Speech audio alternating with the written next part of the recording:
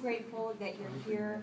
My intention tonight is to give as much as we possibly can, our attention, our love, our ears to Marianne. So I'm going to be just so brief. To me, this is a dream come true. It's a dream of mine. I was in high school in the UN, the high school UN program that they have, and I had visions of just great people in government. And at the time, I didn't know how it was going to show up. At the time, I was, so little, so chubby, so insecure.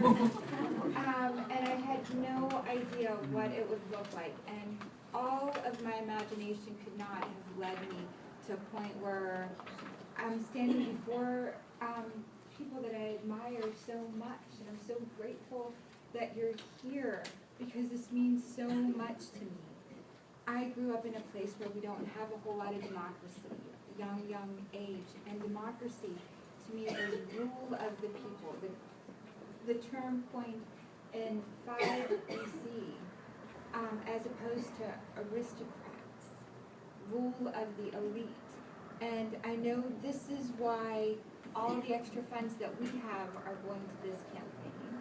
All the funds from this class generated are going to this campaign. Because this is ruling, people ruling, our hearts ruling. Marianne is not taking money from lobbyists. PACs and lobbyists. And so it's up to us to shift the current. We are the generation of change. I know this because in my lifetime, I went from, my parents would not agree with me 100%, I'm calling it a mud hut, to a beautiful wooden floor, a beautiful husband, beautiful children, choices on what I get to wear every single day. For me, I know every choice I make is so important, not just to myself, not just to you, but to everyone in the world, because I have choices every single day. And how I use my time and how I use my resources are some of the most important. With that, I'll stop. Marianne is going to leave early because she has another engagement, but I put some paper with a pen there if you want to write Marianne a note or something specific about your project. There's paper right there. Please put it in the box so that she'll get the note from you directly for your radio shows, for ideas for fundraising in Israel, for any of that. And we'll, with that, thank you so much for being here.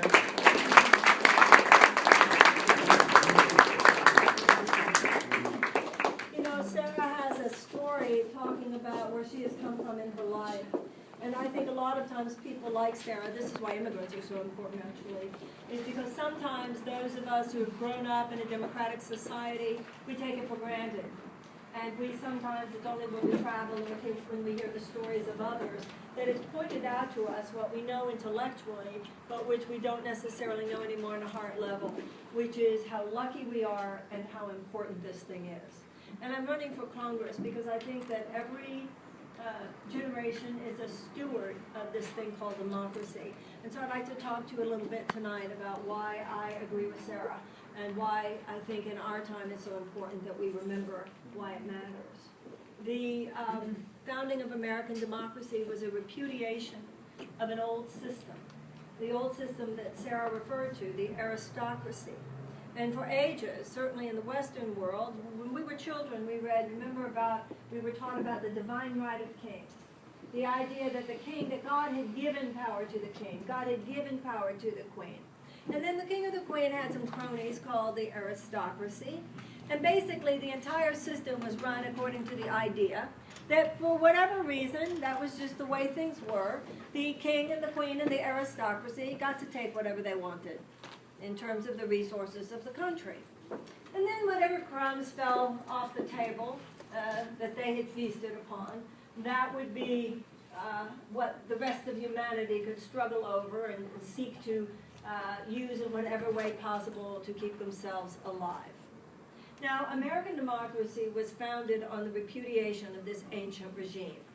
And in that sense, the founding of our country was not just important politically, it was important philosophically.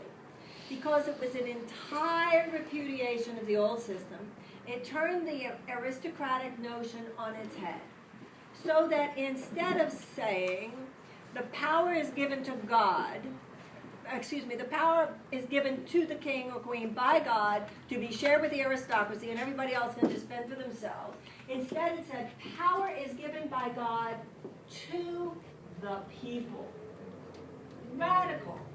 It was radical then, and it is radical now. So it was the idea that instead of power being given by God to the king or queen, the power would be given by God to the people. And that all people were created equal. Once again, a tremendous repudiation of a class system. Tremendous. What do you mean, people, all of us created equal? You're saying my serf is equal to the duchess? Yeah, that was the idea.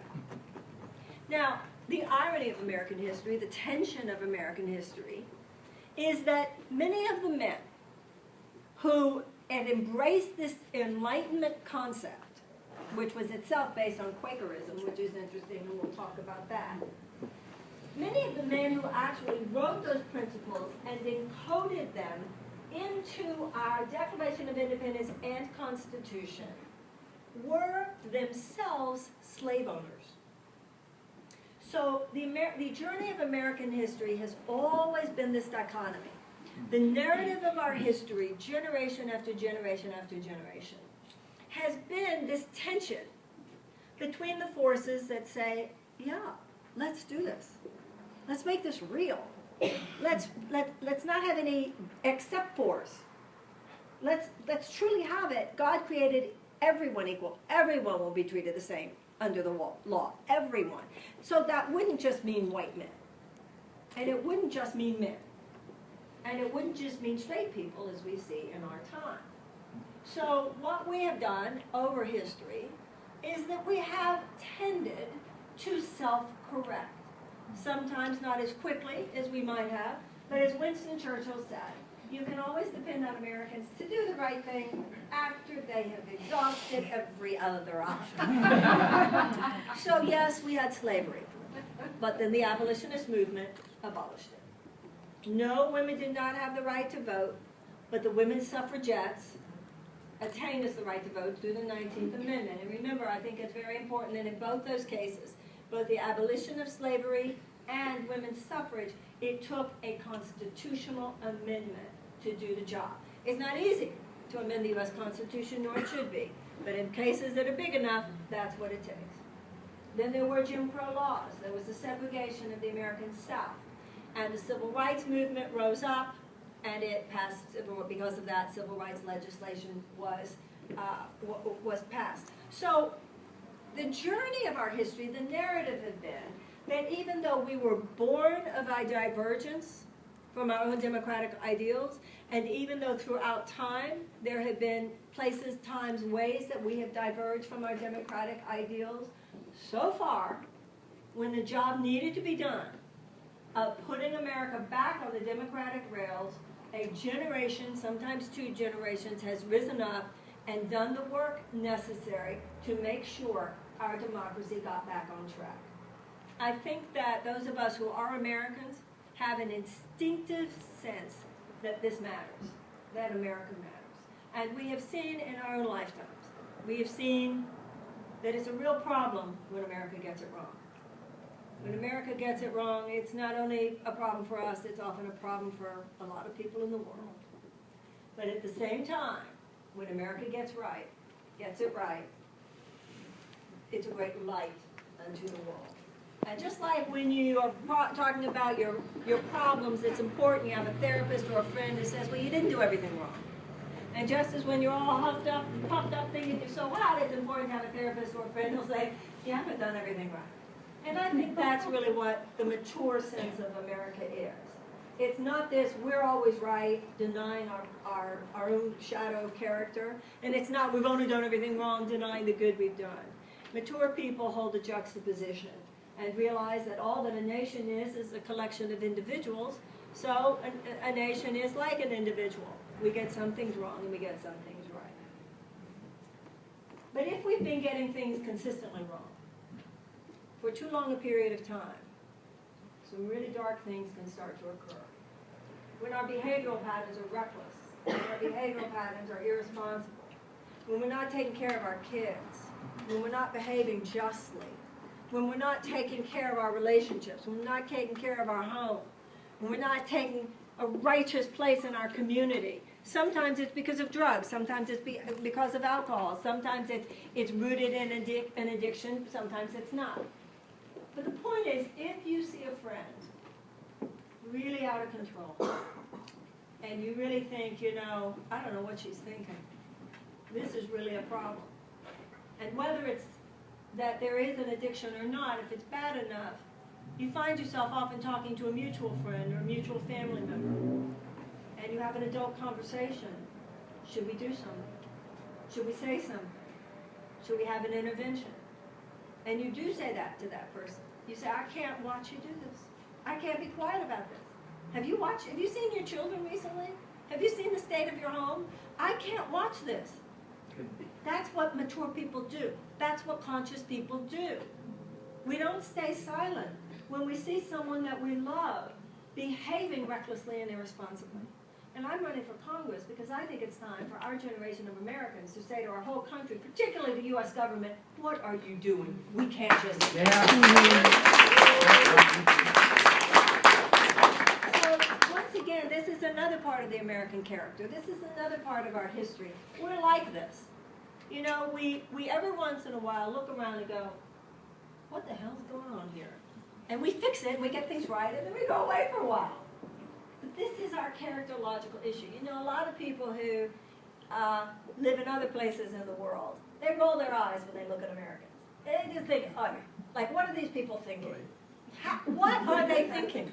Do they not see what's going on? Why are they so disengaged? Why are they so distracted? Why are they so obsessed with meaningless things? Don't they see what's going on? They see what's going on the planet? Don't they see what's going on in their own country, their own government, and so forth? However, those same people would be the first to admit that when Americans do wake up, we slam it like nobody's business. It's time, ladies and gentlemen. We need to slam it like nobody's business. And that is what I think is happening today. American people are waking up and going, if it was just the National Defense Authorization Act that gives the U.S. government the legal authority to indefinitely detain U.S. citizens, if it was just the NSA spying, if it was just the drones that are on the way, if it was just the fact that we can't address climate change adequately because the oil companies with their multi-billion dollars in subsidies won't allow it, if it was just the fact that we don't have universal health care because the health insurance companies and the pharmaceuticals won't allow it, if it was just the fact that we can't have food that we don't think is necessarily corrupted by pesticides and herbicides and GMOs because the chemical companies and the big agricultural companies won't allow it. If it was just the fact that we have the second highest child poverty rate in the entire advanced world, second only to Romania, with 1 in 5 American children living in poverty. If it was just the fact that we have the highest mass incarceration rate in the world, higher than China, higher than Iran, higher than Russia, with 2.4 million people in prison, with an African-American man having a 1 in 3 lifetime probability of incarceration. If it was just one of those, if it was just 2 of those, if it was just 3 of those, if it was whatever. But we know it's not. It's a consistent trend. It is a trend because what we have done in our country at this time, we have subconsciously recreated an aristocratic system. You can call it a corporatocracy, you can call it oligarchy, you can call it plutocracy, it doesn't matter what we call it, but the archetype matters. We have in our time started making a mockery of the Gettysburg Address.